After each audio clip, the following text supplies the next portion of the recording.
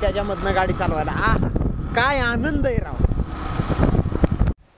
हर हर महादेव मित्रांनो.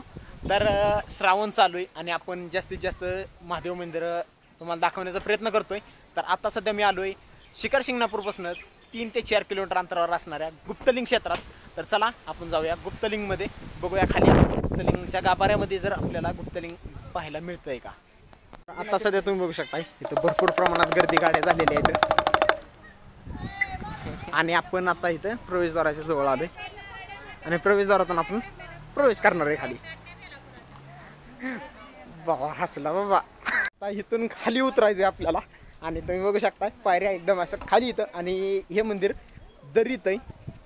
तर चला जाऊया. इथं भरपूर प्रमाणात माकडं दिसणार आहेत आपल्याला आणि छोटा दोस्त आपल्याला दिसतोय जो खेळतोय. बघू शकताय इथं आपले हुप भाऊ माकड बघ किती आहेत, थोडी नाहीत, तो छोटा.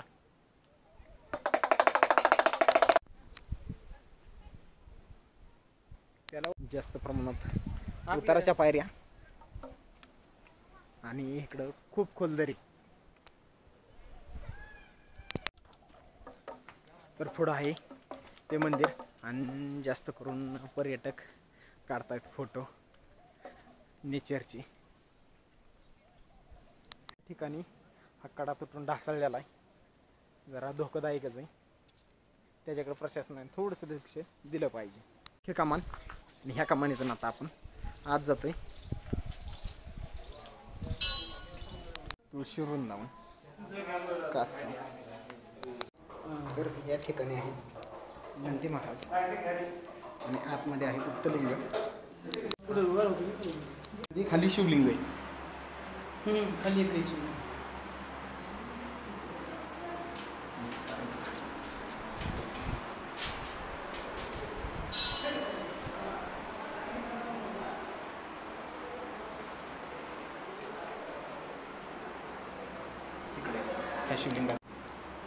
ह्या शिवलिंगाच्या खालच्या बाजूला शिवलिंग आहे.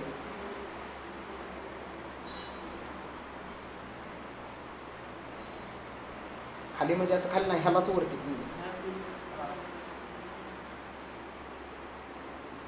माग जटकुंज आहे आणि इथं बघू शकता अशा प्रकारे शिवलिंग आणि ते बी खूप सजवलेलं आहे कारण श्रावण चालू आहे.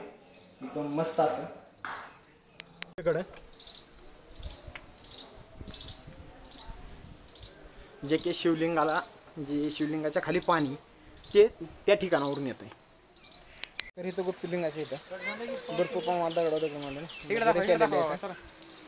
तर या ठिकाणी आपण शिखरावरती आलेलो आहे आणि एकदम मस्त असं शिखर आहे आणि इच्छा मागून ह्या लगोरी केल्या जातात या ठिकाणी.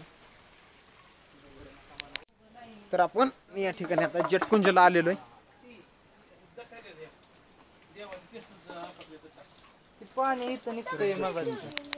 तर याला जटकुंज म्हणण्याचं कारण म्हणजे इथं महादेवाने जटा आपटल्या होत्या आणि हे पाणी तेव्हापासून निर्माण झालेलं आहे अशी मान्यता आहे. तर हे आहे जटकुंज आणि या ठिकाणावर पाणी खाली जात आहे. तर या ठिकाणी रामकुंड देखील आहे, आपण ते बघूया कशा प्रकारे. या ठिकाणी हे आहे रामकुंड आणि या ठिकाणी सिके टाकले जातात बरोबर मध्ये बादलीत पडतात. सोड गेला म्हणून या ठिकाणी पाणी येते खाली. येत आहे की या ठिकाणी राम आणि सीता यांचा या ठिकाणी मुक्काम झालेला आहे. तिथं अशा प्रकारे एक तार कंपाऊंड आणि झोपडी टाईप बनवून ठेवलेलं आहे. तर आपल्याला या ठिकाणी माकड दिसलेलं आहे आणि इथं त्यांचं छोटं पिल्लू बी आहे, तुम्ही बघू शकताय. छोटं छोटं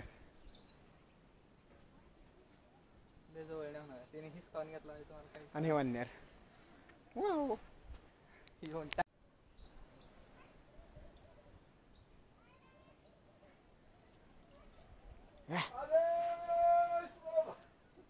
बस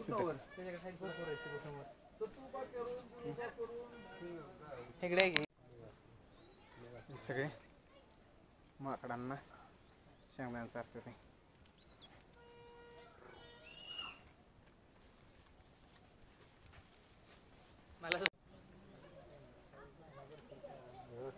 एक महिना भरपूर खायला मिळते आता.